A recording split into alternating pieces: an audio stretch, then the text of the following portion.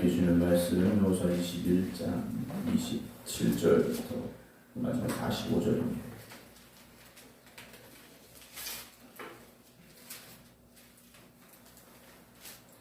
여호수아 21장 27절부터 45절입니다. 레위 가족의 게르손 자손에게는 므낫세 반 지파 중에서 살인자의 도피성 바산 골란과 그 목초지를 주었고 또 브에스드라와 그 목초지를 주었으니 두 성읍이요. 이사갈 지파 중에서는 기시온과 그 목초지와 나브랏과 그 목초지와 야르뭇과 그 목초지와 엔가님과 그 목초지를 주었으니 네 성읍이요. 아셀 지파 중에서는 미살과 그 목초지와 압돈과 그 목초지와 헬갓과 그 목초지와 룩과 그 목초지를 주었으니 네 성읍이요. 납달리 지파 중에서는 살인자의 도피성 갈릴리 게데스와 그 목초지를 주었고 또 함못 돌과 그 목초지와 가르단과 그 목초지를 주었으니 세 성읍이라. 기르손 사람이 그 가족대로 받은 성읍은 모두 13 성읍과 그 목초지들이었더라. 그 남은 레위 사람 무라리 자손의 가족들에게 준 것은 스불론 지파 중에서 용노함과 그 목초지와 가르다와 그 목초지와 딥나와 그 목초지와 나할랄과 그 목초지니 네 성읍이요. 루벤 지파 중에서 준 것은 베셀과 그 목초지와 야하스와 그 목초지와 그데못과 그 목초지와 무밧과 그 목초지니 네 성읍이요. 갓 지파 중에서 준 것은 살인자의 도피성 길랏 라못과 그 목초지요. 또 마하나임과 그 목초지와 헤스본과 그 목초지와 야셀과 그 목초지니 모두 네 성읍이라. 이는 레위 가족의 남은 자 곧 무라리 자손이 그들의 가족대로 받은 성읍이니 그들이 제비 뽑아 얻은 성읍이 12성읍이었더라. 레위 사람들이 이스라엘 자손의 기업 중에서 받은 성읍 모두 48성읍이요. 그 목초지들이라. 이 각 성읍의 주위에 목초지가 있었고 모든 성읍이 다 그러하였더라. 여호와께서 이스라엘 자손에게 맹세하사 주리라 하신 온 땅을 이와 같이 이스라엘에게 다 주셨으므로 그들이 그것을 차지하여 거기에 거주하였으니 여호와께서 그들의 주위에 안식을 주셨으되 그 조상들에게 맹세하신 대로 하셨으므로 그들의 모든 원수들 중에 그들과 맞선 자가 하나도 없었으니 이는 여호와께서 그들의 모든 원수들을 그들의 손에 넘겨주셨음이니라. 여호와께서 이스라엘 족속에게 말씀하신 선한 말씀이 하나도 남음이 없이 다 응하였더라. 아멘. 할렐루야. 오늘 10시에 전도대 출발하게 됩니다. 전도를 위해서 기도하시고 또 헌신하실 분들 10시까지 교회로 와주시면 함께 출발하게 됩니다. 오늘 12월 마지막 토요일 또 올해 마지막 토요일입니다. 그때까지 기도의 자리를 지켜가시고 늘 하나님과의 깊은 영적인 교제 가운데서 풍성함을 누릴 수 있는 우리 모든 성도들 되시기를 주님의 이름으로 축복합니다. 오늘 여기서 21장의 말씀은 이제 땅의 분배가 모두 끝나게 되고 그 중에 이제 레위 지파에게 주어진 성읍들의 목록이 나오면서 땅의 분배가 완전히 끝나게 됨을 우리에게 말씀해 주고 있는데요. 오늘 보면 27절부터 33절은 게르손 자손에게 또 34절부터 40절은 무라리 자손에게 주어진 성읍들의 이름들이 쭉 기록이 되어지고 있습니다.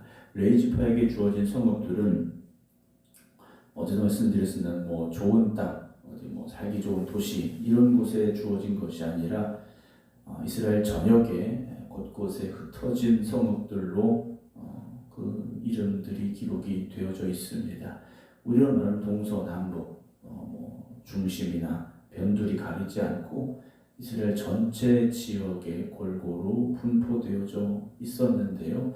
이 레위 지파는 오늘 말씀 보게 되면 성읍들을 받은 것, 이 지파는 여기 이렇게 받은 것으로 되어 있지만 그것을 가져라 라고 준 것이 아닙니다. 하나님께서 너희가 그 땅의 주인이 되어라 라고 레위 지파에게 주신 것이 아니라 그곳에서 이스라엘 백성들을 영적으로 잘 이끌어가는 영적인 파수꾼이 되라고 레위 지파에게 이 각 성읍들을 나누어 주신 거죠. 말씀드린 대로 레위 지파는 이제 앞으로 예루살렘이 수도가 된 뒤에 일이기도 합니다만 실로에 하나님의 목회가 있을 때 마찬가지입니다. 이들이 순번이 되어지면 성소에 나가서 주어진 사명을 감당하게 되죠. 제사장의 직분을 감당하게 되는데 자기들의 성읍에 있을 때는 무엇을 하겠습니까? 이스라엘 백성들에게 계속해서 하나님의 말씀, 율법을 가르쳐야 되는 사람들이라는 것이죠. 그리고 다툼과 싸움이 있을 때, 분쟁이 생겼을 때 이것을 풀어내야 되는 사명들. 더 중요한 것은 그들의 삶 속에 영적인 기준이 되는 사람들이 되어야 했다라는 것이죠.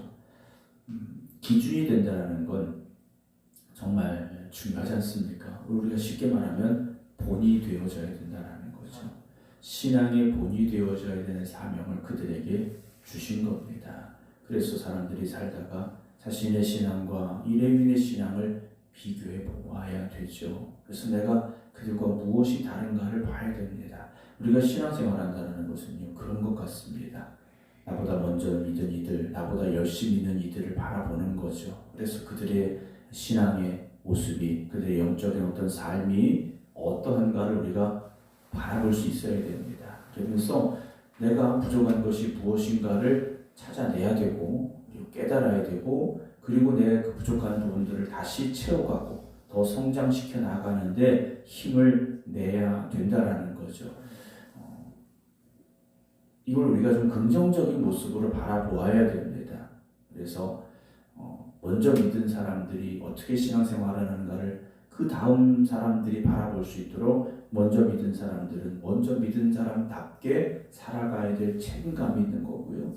그 신앙과 열심을 지켜가야 될 그런 의무라고 그래야 될까요? 레인과 같은 마음가짐을 우리가 가져야 됩니다. 그렇지 않으면 무엇을 보고 배우겠는가라는 거죠. 흔히 하는 말 중에 그런 말이지 않습니까? 성도들의 믿음은 담임 목사의 믿음을 뛰어넘기가 쉽지 않다라는 이야기를 합니다. 물론 뭐 예전의 이야기이긴 합니다. 근데 목회자가 바라보아도 참 열심히 있는 성도님들 많이 있습니다. 그러나 목회자의 그 믿음의 수준을, 영적인 수준을 뛰어넘기 어렵다라는 것은 어떤 기준선이라고 표현한 단어라고 저는 그런 문장이라고 생각을 합니다. 성도들이 바라보고 나아가야 될 목회자의 영적인 수준, 그 이상을 뛰어넘기가 사실은 어렵다라는 거지 않습니까? 마라톤 경기를 보게 되면 모든 마라톤 경기가 그런 건 아닙니다만은 그 페이스메이커를 하는 사람들이 있습니다. 이제 42.19km를 어떤 사람은 2시간 반 안에, 어떤 사람은 3시간 안에 기준이 되는 선수들이 같이 달려주는 사람들이 있습니다. 그래서 그 사람과 같이 달리면 그 정도의 결과로 기록으로 경기를 맞출 수가 있는데요. 우리가 신앙생활하면서도 내가 누군가에게 그런 신앙이 본이 되고 또 기준이 될 수 있기를 여러분들이 노력하셔야 됩니다. 내가 꼭 그래야 되는가라고 생각할 수 있겠습니다만 제가 늘 드리는 당부지 않습니까? 내 신앙은 결국 누군가에게 지금 보여지고 있다라는 말씀을 드렸지 않습니까? 그래서 내가 하는 말 한마디 정말 중요하고 내가 하는 행동 하나도 중요하다라는 거죠. 여러분 눈이 많이 내린 날은 어떻습니까? 누군가 먼저 길을 걸어가면 사실 발목, 무릎까지 눈이 쌓였다 그러면 대부분 발자국을 따라서 가게 돼 있지 않습니까? 오늘 우리가 걸어가는 믿음의 발자국이 누군가 뒤따라 올 수 있는 아름다운 발자국이 되기를 주님의 이름으로 축원합니다. 내가 걸어간 그 길이 누군가 볼 때 왜 저렇게 갔을까? 라는 생각이 들지 않도록, 왜 저렇게 신앙생활할까? 라는 안타까움이 들지 않도록 여러분 최선을 다하시기 바랍니다. 그래서 물론 그것이 부담감이 될 수 있겠죠. 그러나 그것은요, 우리가 감당해야 될 영적인 부담감인 겁니다. 그래서 장로님들이 그 책임이, 그 직임이 무거운 거지 않습니까? 장로님들이요, 영적으로 바로 서지 않고 바른 길을 걸어가지 않으면 권사님들이, 집사님들이 뭘 보고 배울까? 어떤 길을 갈까라는 거죠. 권사님들도 마찬가지입니다. 권사님들도 영적인 책임감이 있어야 됩니다. 집사님들이 또 성도 교회 처음 나온 이들이 정말 저 권사님처럼 신앙생활 해야 되는구나 라는 그런 마음을 가질 수 있어야 되지 않겠습니까? 우리가 그들을 잘 이끌어가야 될 사명이 있는 거지 않습니까? 우리가 자녀들을 키우면서 많이 하는 말이 뭡니까? 야, 너는 엄마처럼 아빠처럼 살지 마라 라는 이야기를 할 때가 있어요. 물론 어떤 세상적인 성공이나 이런 부분들에 대해서는 우리가 그런 말을 할 수도 있겠지만 여러분 신앙적인 부분에 있어서만큼은 여러분 자녀들에게 당당하게 말할 수 있어야 됩니다. 신앙적인 부분에 있어서만큼은 우리가 그래, 야, 네가 엄마만큼은 해야지, 네가 아빠만큼은 해야지라고 그렇게 말할 수 있어야 되죠. 야, 엄마는 교회 잘 못 다니니 너는 잘 다녀야 된다. 여러분 이건 아니지 않습니까? 야, 아빠 기도 못했으니까 너는 기도 열심히 해야 돼. 그렇지 않다는 거예요. 여러분들 지금까지 달려오신 믿음의 길 잘 달려오셨습니다.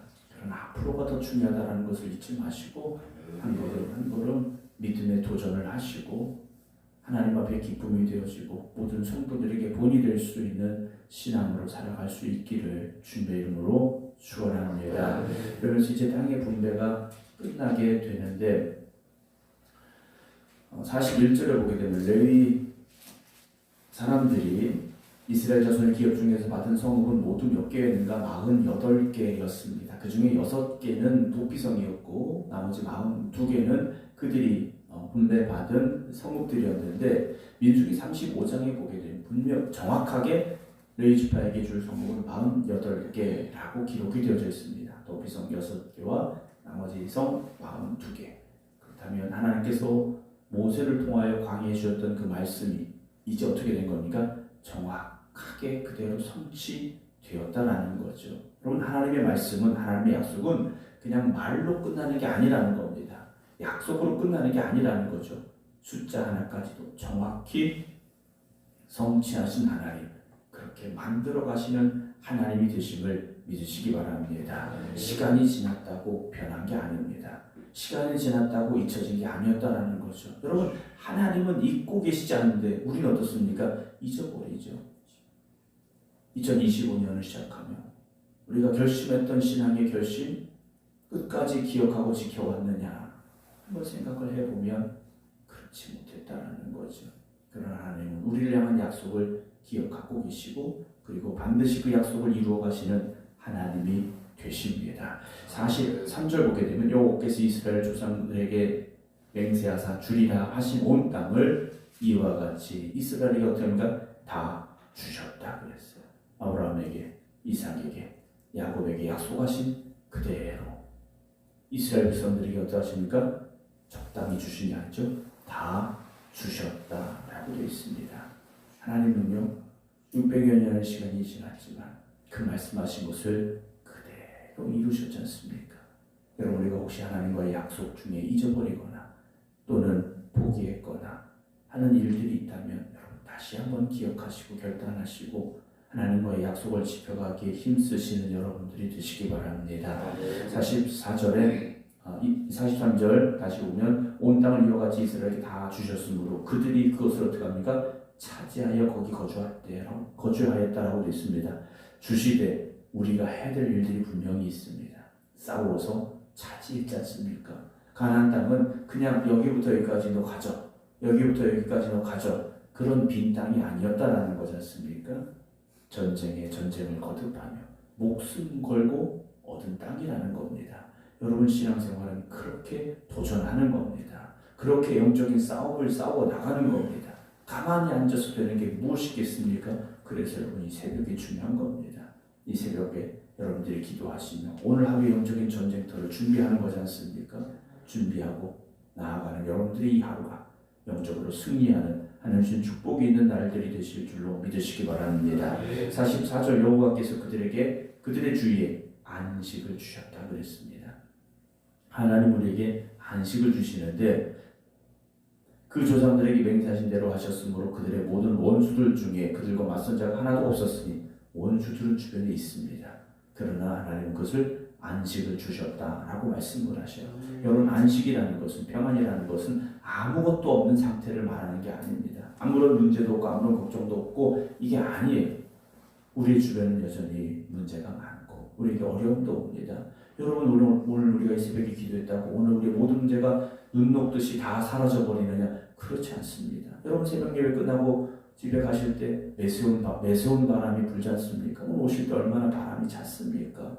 세상은 여전히 그렇습니다. 그러나 우리가 하나님과의 관계 속에서 이 안식을 누리게 되는 것이고요. 하나님 품 안에서 평안함을 누릴 수 있다는 거죠. 이는 여호와께서 그들의 모든 원수들을 그들의 손에 넘겨주셨습니다 라고 되어 있습니다. 하나님이 넘겨주셨습니다. 이스라엘 백성들하고 맞서려고 대적하는 이들이 하나도 없었다라는 거죠. 왜 그렇습니까? 이스라엘이 강해서가 아닙니다. 하나님이 그들과 함께 하셨기 때문이라는 거죠. 여러분, 우리가 어느 날 갑자기 대단한 힘과 어떤 경제적인 능력을 얻을 수 있지는 않습니다. 하나님이 오늘 나와 함께 하셔야 됩니다. 하나님 나와 함께 하시기를 여러분 기도하시기 바랍니다. 하나님이 함께 하시는 사람이 누구겠습니까? 다윗과 같이 하나님의 마음에 합한 사람입니다. 하나님의 마음에 합하셔야 되죠. 마지막 45절 여호와께서 이스라엘 족속에게 말씀하신 선한 말씀이 하나도 남음이 없이 다 응하였더라 라고 되어 있습니다. 여호수아서의 어찌 보면 결론입니다. 여호수아서는 그렇다면 어떤 책입니까? 하나님께서 아브라함과 이삭과 야곱에게 말씀하신 그대로, 광야에서 모세에게 약속하신 그대로 그 말씀을 어떻게 이루어 가셨고 그 결과가 무엇인가를 보여주고 있는 책이라는 거죠. 사랑하는 성도 여러분, 여러분들의 삶은 지금 여호수아서의 삶이지 않습니까? 오늘도 우리는 치열하게 영적인 전쟁을 싸워가야 되고 삶의 자리자리마다 우리가 몸부림쳐야 되는 일들이 분명히 있습니다. 그러나 하나님께서 우리에게 주신 약속을 붙잡고 나아간다면 반드시 여러분들에게도 하나님의 선한 말씀이 하나도 남음이 없이 다 응하였더라는 이 날이 오게 될 줄로 믿으시기 바랍니다. 하나님의 약속은 더디 이루어지는 것처럼 보여질 수 있습니다. 한없이 늦어지는 것처럼 보여질 수도 있습니다. 그러나 그 약속은 반드시 이루어집니다. 오늘 저와 여러분들은 바로 이 약속 위에 서 있는 사람들이지 않습니까? 하나님의 약속 위에 굳건히 서서 믿음을 가지고 오늘을 살아가시기 바랍니다. 그렇게 믿음으로 한 걸음 한 걸음 나아갈 때 한 말씀도 땅에 떨어지지 아니하실 것입니다. 그래서 오늘도 하나님의 그 선하신 말씀이 하나도 남음이 없이 다 응하여지는 그 축복의 자리에 서게 되기를 여러분들이 기도하며 나아갈 수 있기를 주님의 이름으로 축원합니다. 기도하겠습니다. 진실하신 하나님을 바라보며 하나님께 우리에게 주신 그 약속의 말씀을 붙잡고 오늘도 영적인 전쟁터에서 믿음으로 도전하며 나아갈 수 있는 저희들이 되게 하여 주시옵소서. 하나님께서 약속하신 그대로 한 말씀도 남김이 없이 이루어 주셨음을 오늘 여호수아서는 우리에게 고백하고 있습니다. 오늘도 우리에게 주어진 이 말씀이 우리에게 깨달음이 되게 하시고 우리 신앙의 고백이 되기를 원합니다. 여전히 우리는 치열한 삶의 전쟁터에 서게 됩니다. 여러 가지 많은 문제들이 우리를 또 흔들고 넘어뜨리려 합니다. 그러나 우리의 마음이 다시 하나님을 향한 믿음의 마음이 되게 하시고 하나님이 우리를 붙잡아 주심을 고백하며 나아갈 수 있는 담대한 믿음의 성도들 되게 하여 주시옵소서. 그래서 오늘도 갈 길을 몰라 방황하는 인생이 아니라 하나님의 약속을 붙잡고 하나님을 바라보며 나아가는 성도들 되게 하여 주시옵소서. 이제는 우리 주 예수 그리스도의 은혜와 아버지 하나님의 극진하신 사랑하심과 성령님의 감동 감화교통 역사하심이 오늘도 하나님의 그 선하신 말씀이 그 약속이 이루어져 가고 있음을 믿습니다. 고백하며 기도드리는 모든 성도들 위해 이제부터 영원토록 함께 하시기를 간절히 축원하옵나이다. 아멘.